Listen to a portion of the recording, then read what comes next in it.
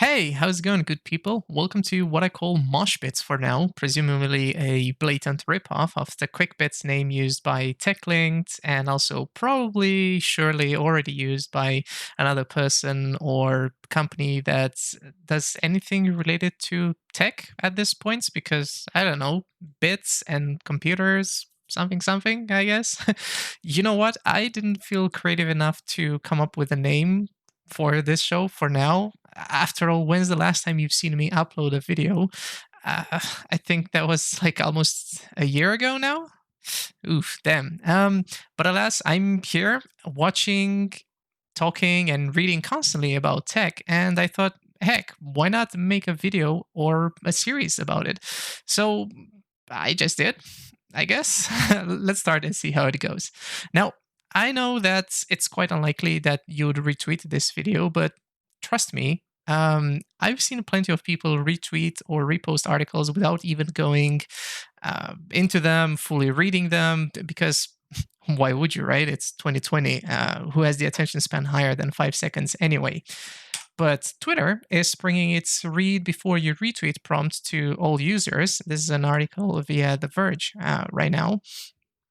And hey, you know what? Twitter decided that they are going to be adding this prompt to everyone who rushes to retweet an article just based off of its headline, just because that's what the average Joe does nowadays whenever it comes to reading articles. So Twitter says that they have been working on this feature since June, and they have also seen articles being opened 40% more often before being retweeted compared to when no prompts were shown, which, in my opinion, is pretty great, but we'll have to see about that. I personally hope that this feature will be out globally sooner than later, and according to Twitter, it will be out soon. TM, it's always how it is. I personally hope that is going to reduce all the garbage articles that people are sharing online without even reading them first. But I guess if you don't like reading, I'm not judging, because after all, I'm here and I'm basically reading you the news right now, which kind of gave off the whole purpose of the show. But hey, at least you know, and I'm being honest. Kinda.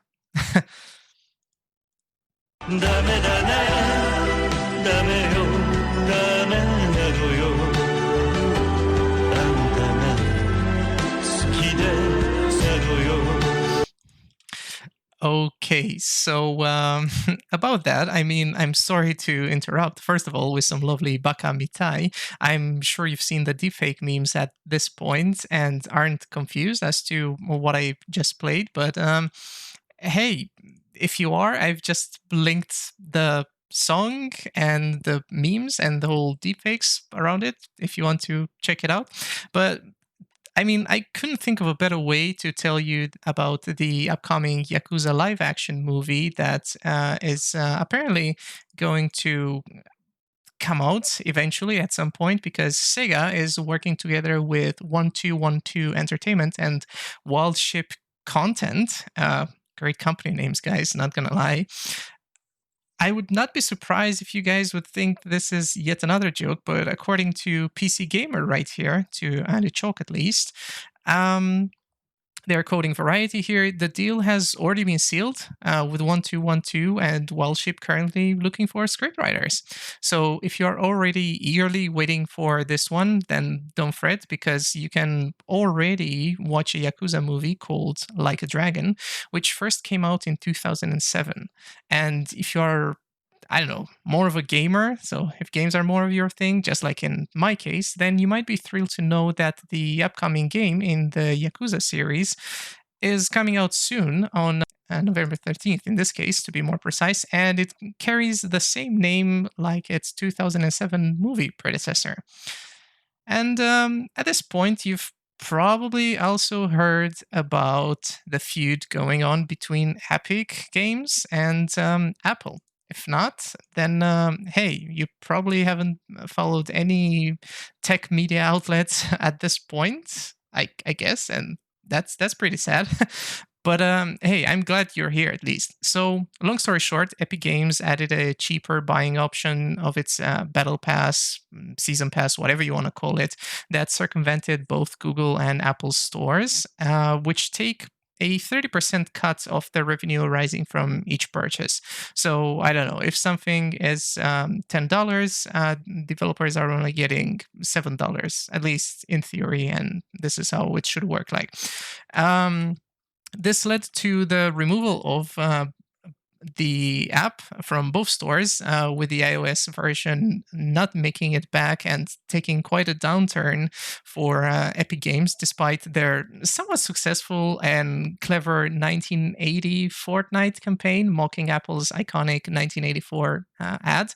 Now, both companies are kind of tied to this. I don't know what I've tried to do with my hands at this point. But either way, both companies are tied into a fierce legal battle. And if you're interested into knowing more about this, Linus Tech Tips did a video about it. And if I remember correctly, Riley wrote the script for this one, and it's quite great. Now, Spotify, Tile, Match, well, the Match Group, who owns Tinder, and I think some other dating apps as well. Deezer and many other apps are squatting up basically as one Battle Royale team to fight Apple's 30% cut team. So I guess I guess you could call that a battle royale. I don't know who's going to to come out victorious out of this fight, but nevertheless, as an unepic my presentation sounded, the Coalition for App Fairness is seeking to spark a change with regards to the revenue cuts Apple takes, deemed basically unfair by them.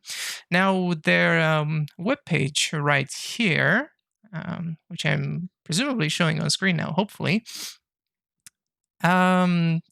has some study cases put up, and other claims, including Apple more or less stealing intellectual property from companies like Tile or Spotify. If you remember the Time to Play Fair campaign that Spotify has also done a while ago. I think it's been over a year since they've done this one. Now, the coalition is basically enlisting the developers of all sizes to join their battle and, to quote them, to protect consumer choice, fostering competition, and creating a level playing field for all app and game developers globally. Now, technically speaking, this might all still be in vain if no legal action is or can be taken, because as Chaim Gartenberg, I hope I didn't butcher your name, from The Verge points out, Apple still holds the cards, as developers need the Apple Store in order to serve iOS, macOS, and iPadOS customers, basically. But you can read more about it, and I'll going to have the links in the video description for this one. Now, as I was writing the script basically for this video, The Verge also posted an article which says that Facebook events will now no longer be taking a 30% cut from Apple. Let me just try and find this article right now. Okay, perfect. I have it here. So, yeah, like I said, just as I was recording the video, the article popped up, and apparently Apple will temporarily stop taking its 30% cut from Facebook event fees until August 2021. That's almost a year, and coincidentally, when I suppose I'll be making my next video, because I don't know. Maybe I'll do better next time, or this is just going to become a running joke at this point. Now, back to this article. This is both great and somewhat unclear, I would say, but let me tackle the last one first. Now, back in August, Apple blocked one of Facebook's app updates, which had the text "Apple takes 30% of this purchase" displayed under its event ticket purchases, and I think The Verge shows this one here. Yes. At that time, Apple denied the update and deemed the prompts unnecessary, but hey, apparently now they've got it all sorted out. Even back then, Facebook argues its new feature was meant to aid small businesses rather than anything else. related to, collecting data because Facebook.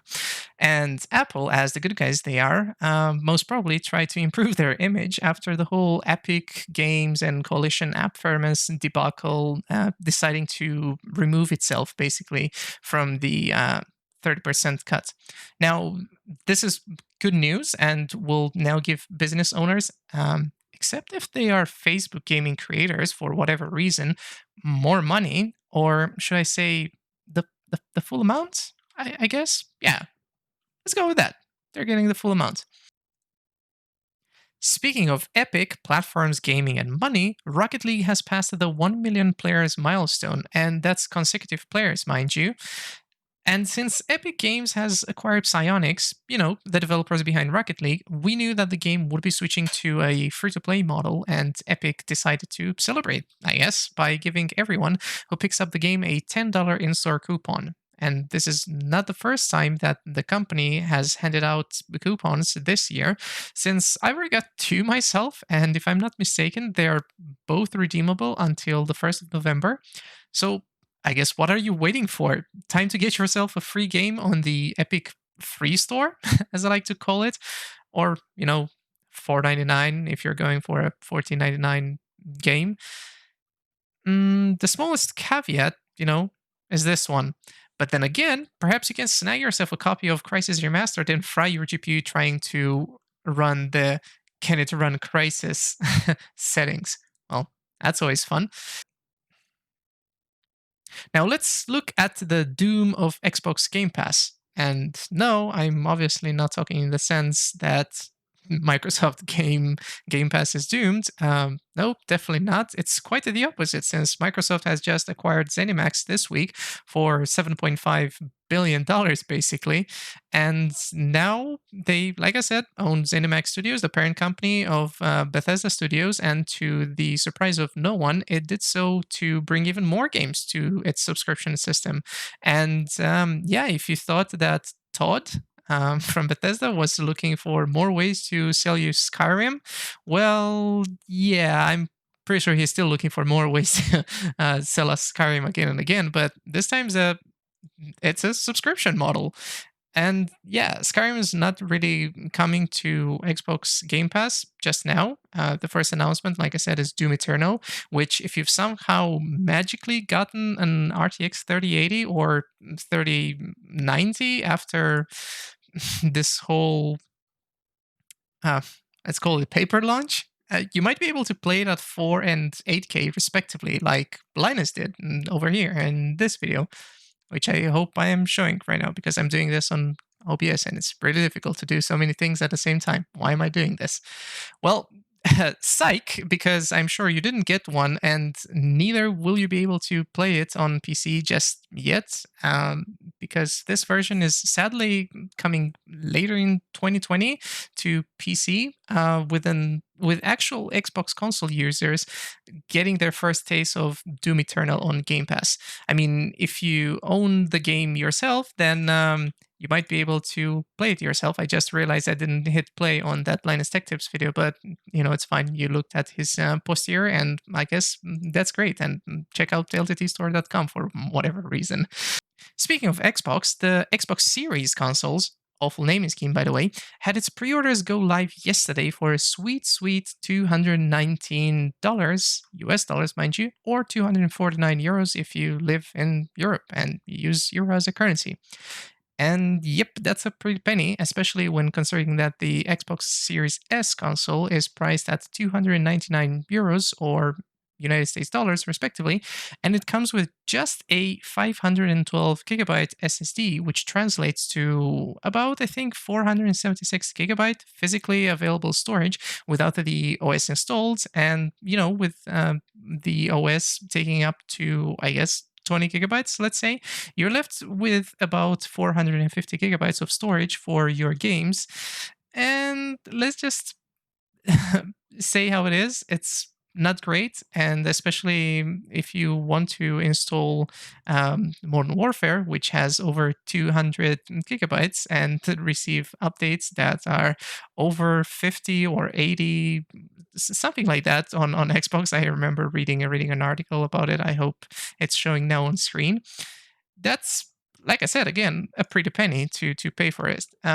Considering that if you want to go with a HD for your new Series S or X console, you're also going to be missing out on some features and some optimizations, of course, and you might not even be able to run some next gen exclusive games, just like Scorn, that is only available on Xbox Series X and S. Now, Seagate, they seem to think that the price of the SSD is also too damn high, as you can see in this tweet from Danny on PC, who's better than any RTX 3080 buying bot for whatever reason when it comes to mm, this kind of tweets. Yeah, but hey, speaking of fast SSDs, I think I gave that away because I showed the video, but I showed the screen. Sorry, words again, doing videos and pressing buttons at the same time, trying to do this some kind somehow live, but it's not live. I'm still going to edit this. Who cares? The Samsung just announced a blazing fast SSD called the 980 Pro. And just like I flipped this segue to the newly announced Samsung SSD, which has a PCIe Gen 4 support and speeds up to 7 gigabytes reads and 5 gigabytes writes, making it damn near perfect, if not better than what Xbox or the PlayStation 5, for that matter, offer.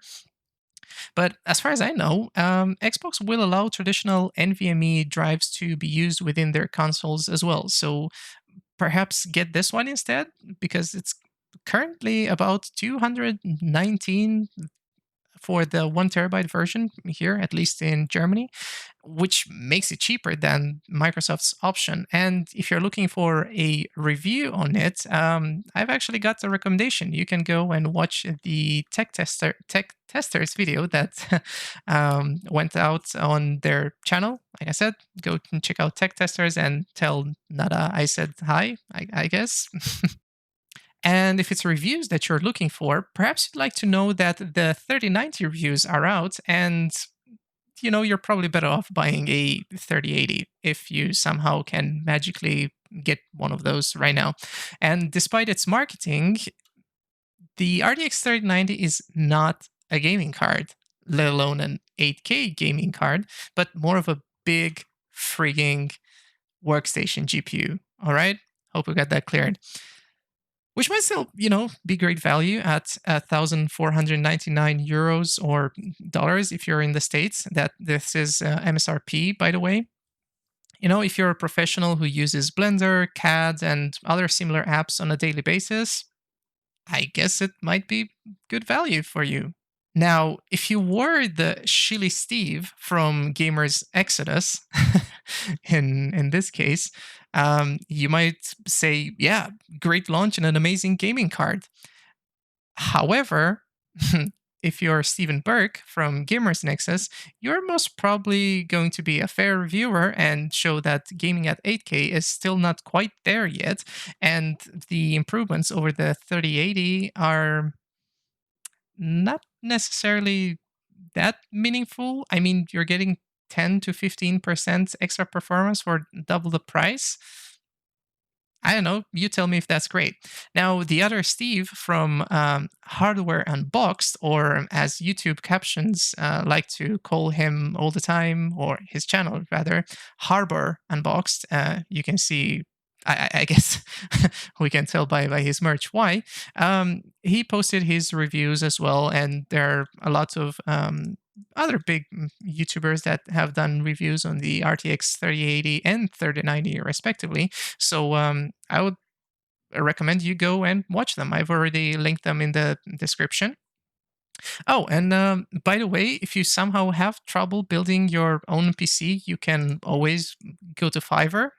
I have a page as well where I can help you make well, basically give you a list of PC components to buy, and then maybe you want to build your own computer instead of buying a pre-built one. Or I don't know, if you don't like that option, you can check out Power GPU on Twitter. Great guys as well. Shameless plug aside, before we jump onto the next topic, I'd like you to well, at least check out the video after this one that Kyle from Bitwit did on the mind-boggling queue for the RTX 3090 at a micro center in Tustin, California. I mean, I think this goes well with the T-shirt that I'm wearing right now. Thanks, Kyle. I mean, don't imagine anything like the queues for the Apple 6 lines whenever that launched, or the Black Friday queues, but something, I guess, nevertheless unexpected for such a expensive GPU has happened.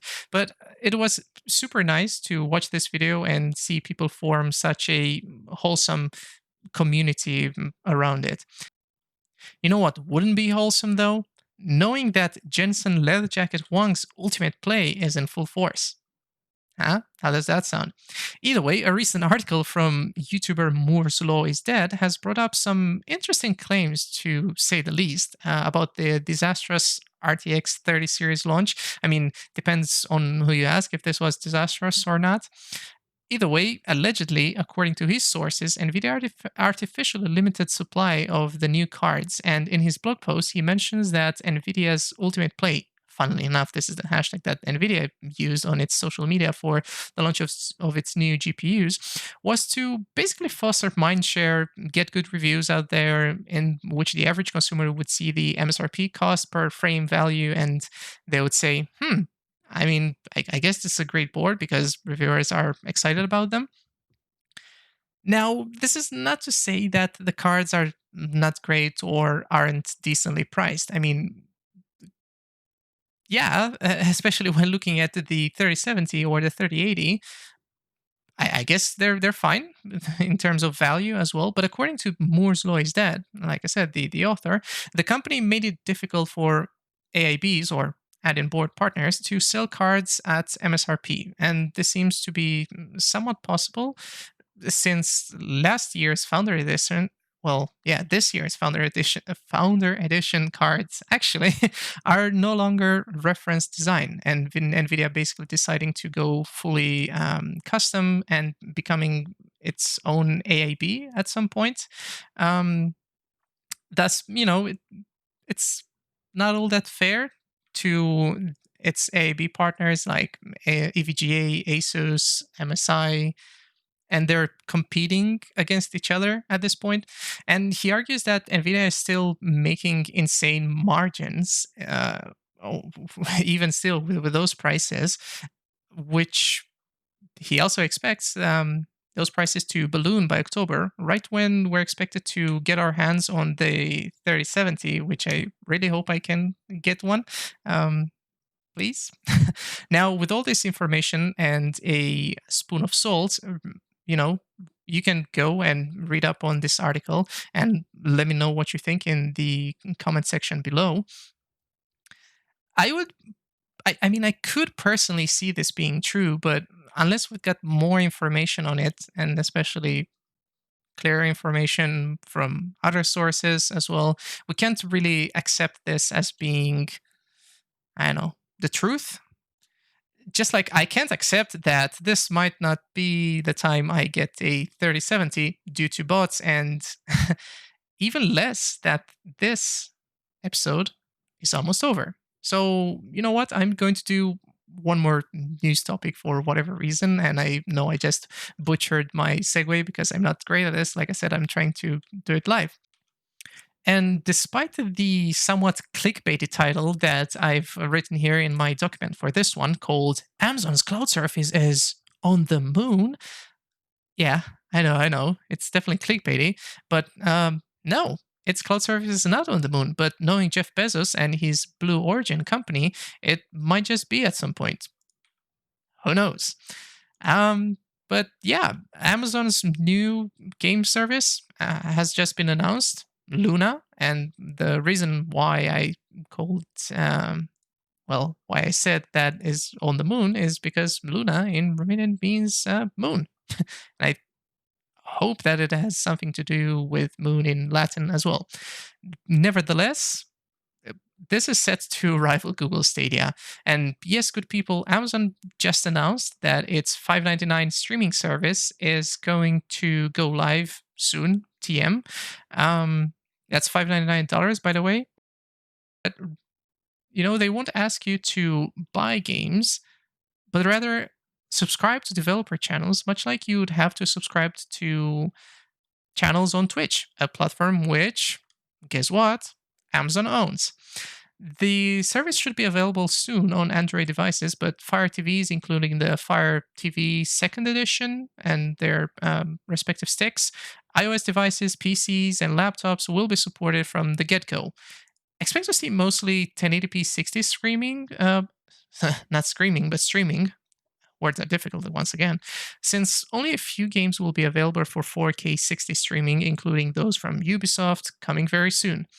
It's surprising to see Ubisoft join yet another streaming service personally, after it has been the first company, as far as I can remember, that joined Stadia at launch, even demoing Assassin's Creed Odyssey, and also one of the companies that is working on bringing more games to the Oculus Quest.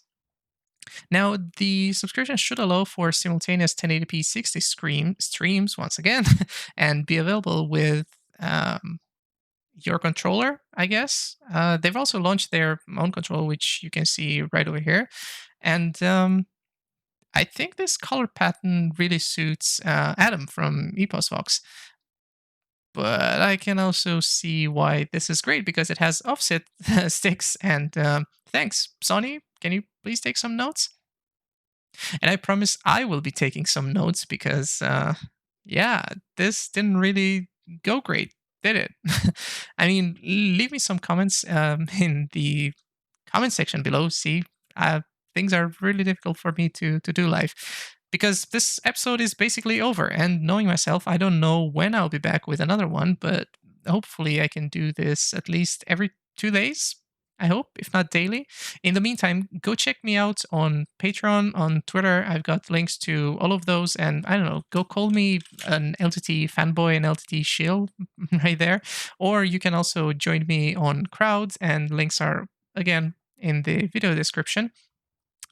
Just really short to Crowd. This is an app that I'm working on together with TechAltar, and we also happen to discuss a lot about tech and review gadgets on Discord. And we also host some live events from time to time, where I think I do better than I did on this one.